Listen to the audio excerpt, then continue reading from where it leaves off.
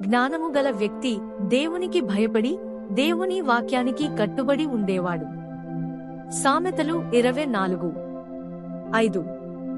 జ్ఞానము గలవాడు బలవంతుడుగా నుండును, తెలివిగలవాడు శక్తిమంతుడుగా నుండును. ప్రసంగి 4:13. మూఢత్వము చేత బుద్ధి మాటలకిక చెవియొగ్గలేని ముసలి రాజు కంటే బీదవాడైన జ్ఞానవంతుడగు చిన్నవాడే శ్రేష్ఠుడు. దేవుని గూర్చిన జ్ఞానం మనిషి యొక్క గుణమును స్థిరపరుస్తుంది. దేవుని యొక్క వాక్యం పట్ల భయభక్తులు గలవాడు తన దేవుని గూర్చి ఎరిగినవాడు కావున శోధనలకు లొంగక నీతిని వెంటాడును. దేవుని యొక్క జ్ఞానము గలవాడు ఈ క్రింది 3 రకాలైనటువంటి శోధనలకు లొంగడు. కీర్తనల గ్రంథము 119:9. యౌవనస్థులు దేనిచేత తమ నడత శుద్ధిపరచుకొందురు? నీ వాక్యమును బట్టి దానిని జాగ్రత్తగా చూచుకొనుట చేతనే గదా. 1 యోహాను 2:16. లోకములో ఉన్నదంతయు అనగా శరీరాశయు నేత్రాశయు జీవపుడంబమును తండ్రి వలన పుట్టినవి కావు, అవి లోక సంబంధమైనవే. ఉదాహరణ: యోసేపు పరాయి దేశంలో ఉన్నప్పటికీ ఒక స్త్రీ తనను పాపము చేయుటకు ప్రేరేపించినను ఆ పాపము చేయక అక్కడ నుంచి పారిపోయాడు. ఏమనగా అతడు దేవునికి వ్యతిరేకంగా ఆ పాపం చేయలేనని చెప్పి ఆ విధముగా నిశ్చయించుకొనెను. దీనిని బట్టి యోసేపు దేవుని జ్ఞానము గలవాడుగా మనము గుర్తించవచ్చు. అదేవిధంగా సంసోను బుద్ధిహీనముగా ఉన్నట్లు మనం గమనించవచ్చు. దేవుడు అన్యస్త్రీని వివాహము చేసుకొనవద్దు అని చెప్పినను ఆమెకి తన మనసులో చోటునిచ్చి భయంకరమైన పరిస్థితులను ఎదుర్కొనెను.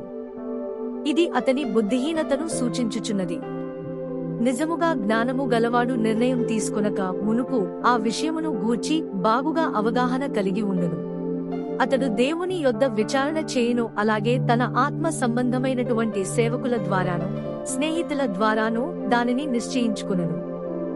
సామెతలు 24:6.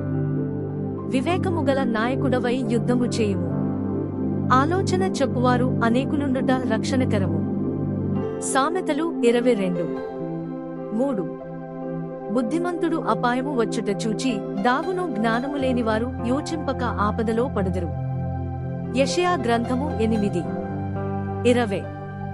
ధర్మశాస్త్రమును ప్రమాణ వాక్యమును విచారించుడి, ఈ వాక్య ప్రకారము వారు బోధించని యెడల వారికి అరుణోదయము కలుగదు. దేవుని గూర్చిన జ్ఞానం గలవారు: 1. దేవుని యందు విశ్వాసం ఉంచుచు ఆయన యందు భయభక్తులు కలిగి జీవిస్తారు. 2. దేవునికి ఇష్టమైన జీవితాన్ని కలిగి ఉండుటకు ఇష్టపడుదురు. 3. దేవుని యొక్క వాక్యం పట్ల ఆశ కలిగి ఆ వాక్యం మీద తమ జీవితమును కట్టుకొందరు. 4. తమ జీవితంలో మొట్టమొదటిగా దేవునికి స్థానం ఇచ్చి మిగతా వాటిని 2వ స్థానంలో నుంచుదురు. అలాగు చేసిన ఎడల మనకు మిగతావి అన్నీ అనుగ్రహించబడును. 5. మంచిని చెడ్డను వివేచించగలిగి మంచిని చేయుటకును చెడును తిరస్కరించుటకును శక్తి కలిగి ఉందరు. 6. ఆపదను కీడును గూర్చి ముందే ఇరిగి దాన్ని ఎదుర్కొనుటకు సిద్ధపడి ఉందరు. 7. దేవుని యొక్క జ్ఞానముతో మంచి నిర్ణయమును తీసుకొనుటకు శక్తి కలిగి ఉందరు. 8. ప్రతి సమస్యకు దేవుని ద్వారా సమాధానమును కనుగొందరు. 9. దేవుని యందును మనుషుల యందును ఆలోచనలోనూ మాట్లాడుటలోనూ దేవునికి ఇష్టలుగా జీవించుటను తెలుసుకుని యుందరు. 10. శోధనలను జయించుదురు, త్వరగా వాటి నుండి బయటపడుదురు. 11. సత్యమును అసత్యమును బాగుగా వివేచించుదురు. 12. దేవుని వాక్యానుసారంగా తమ జీవితమును దిద్దుకొనుటకు ఆసక్తిని కలిగియుందరు. 13. వారు దేవుని మార్గములను త్వరగా కనిపెట్టుదురు. 14. సరియైన సమయంలో సరిగా మాట్లాడుటకు జ్ఞానము కలిగియుందరు. 15. పొరపాట్లు చేసినను వాటి నుంచి గొప్ప పాఠములు నేర్చుకుందరు. దేవుడే వారికి బోధకుడుగా ఉండును. 16. వారు కుటుంబములను జాగ్రత్తగా పరిపాలించుదురు. 17. దేవుని సన్నిధిలో ప్రార్థించి కనిపెట్టి సమాధానము పొందిన తరువాత తమ నిర్ణయాలను తీసుకుందరు. 18. దేవునియందు విశ్వాసం ఉంచి దాని ద్వారా అతడు శక్తి నొందుతాడు. 19. ఆత్మానుసారంగా నడుచుకుంటాడు. 20. దేవుని వద్ద విచారించి ఆత్మీయ వ్యక్తులతో అతడు సలహా తీసుకుని ముందుకు నడుస్తాడు. 21. తప్పును సరిదిద్దుకొనుటకు ఎల్లప్పుడూ సిద్ధంగా ఉంటాడు. 22. వారు యథార్థపరులుగాను విధేయత కలిగిన వారుగాను మరియు నమ్మకస్తులుగా ఉంటారు.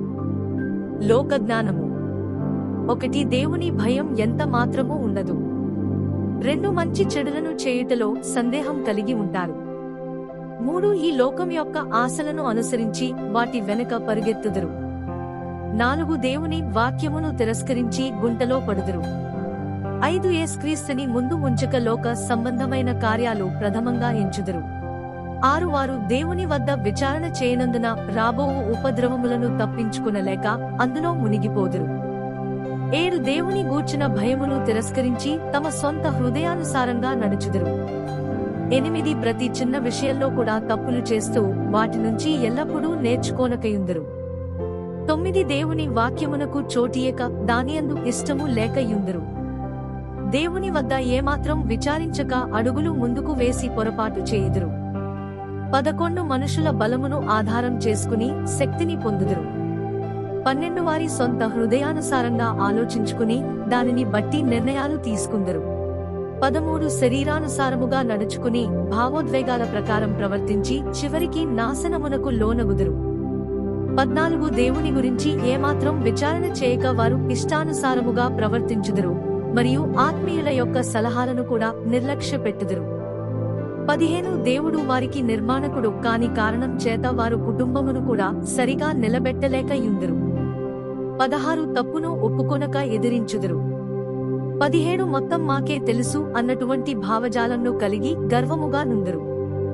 18 వారు మోసము, గర్వము, ఎదురాడుట, అవిధేయత, అపనమ్మకము అను లక్షణములను కలిగియుందురు. జ్ఞానము లేకుండా మనము తీసుకునే నిర్ణయాలు మనకు బాధను, పేదరికాన్ని, సమస్యలను మరియు మరణమును కలగజేయును.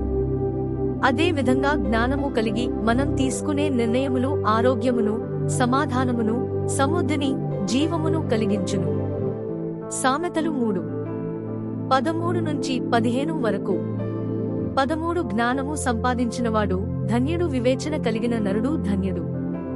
14 వెండి సంపాదించుట కంటే జ్ఞానము సంపాదించుట మేలు, అపరంజి సంపాదించుట కంటే జ్ఞానలాభము నొందుట మేలు.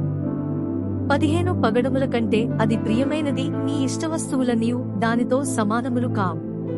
అయితే బలవంతులు ఎవరనగా దేవునికి భయపడువారు, దేవుని పట్ల ఆకలి గలవారు, దేవునికి విధేయత కలవారు, వాక్యమును ఎరిగినవారు, ఆత్మయందు నడుచువారు, జ్ఞానము కలిగి ప్రార్థించువారు.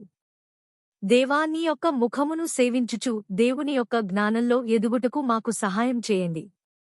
యేసుక్రీస్తు మిమ్ములను ఆశీర్వదించునుగాక. ఆమెన్.